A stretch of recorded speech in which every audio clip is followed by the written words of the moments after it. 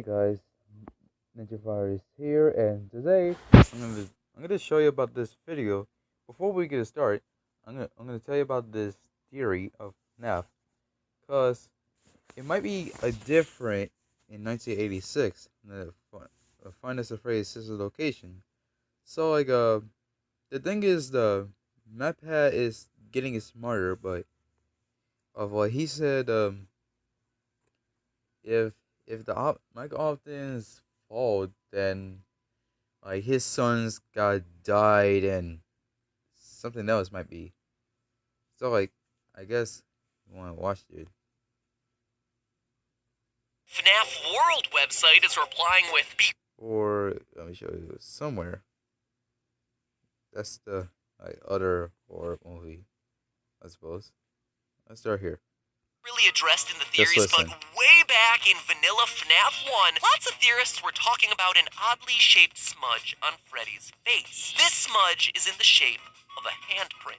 Now granted, it isn't a golden suit, but as we see in that game, the two are comparable in size. Given that the average human hand is about 18.89 centimeters long, we can use this handprint to scale everything else. Freddy's head then is 32 centimeters wide, or about twice as wide as an adult human's head, which makes a lot of sense. You need something big enough to serve as a costume. Now, using a combination of images from different angles, we can use this to determine the dimensions of one tooth, which comes to 1.4 square centimeters.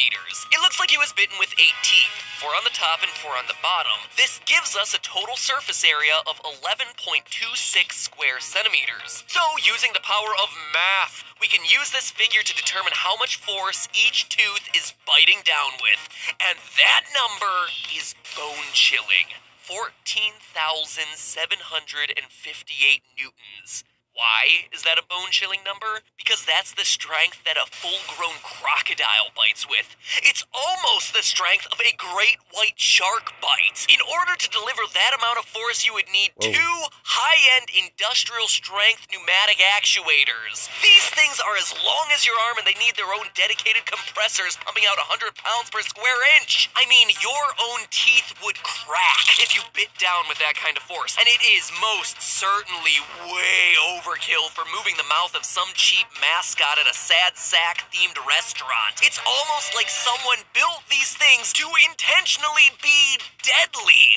And there, ladies and gentlemen, is our smoking gun. When we last covered the lore of this series, myself, as well as other FNAF theorists like Treacicle and Dawko, concluded that William Afton was driven to his murderous rampage by tragic circumstances. His son was killed in the jaws of that machine, and so he dedicated his life to twisted experimentation on other children to bring his son back. Sure, it doesn't mean that William Afton kidnapping and killing tons of kids is okay, but it does make us sympathize with him a little. He was driven to madness by this immense sadness. But if all this science today is truly correct, it proves that he was a madman all along. That even in the earliest days of Fredbear's Family Diner, William was making suits designed to kill, with mechanisms way overpowered for what they were meant to do. Any normal animatronic would have left the crying child with a few scratches, maybe some psychological scars, but that's about it. He'd be alive. But Afton, being the psychopath that he is, had other intentions. Not only did he create a deadly system with the spring locks, but even the basic robotics of his mascots were built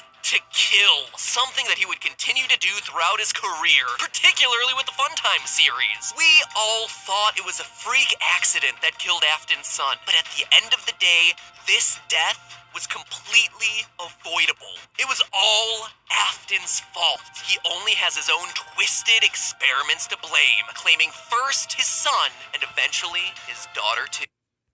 So it's true, I guess. Even though people heard like Mike Smith was wearing the Foxy mask, I guess that was his own brother, I suppose. I mean, I was confused in that little bit of theory, but it's gonna take times of me. But then it's just different. So let's keep going. That's almost finished. Man, I gotta say, that really bites.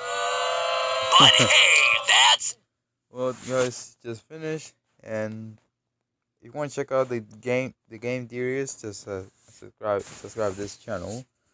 Well, like I know about interesting of FNAF too. Like I know I saw Mr. NMXC play FNAF World, but like he said, FNAF in other FNAF games is very hard, but not me. If I was going to study to beat Night 4, even though if I was still playing FNAF 2 on my phone, like FNAF 4, I mean Night 4 on that, it's kind of really hard if you get a little bit close to the bit, like thinking about it smarter than. But hey, it's just a game, you know? So guys, I will stop this video, and if you want to subscribe to Game Theories, just subscribe today, and check out my channel, Ninja Fire, and that's me on that thing. See right there. So like just subscribe. I have 131 though. It's okay that if I have more.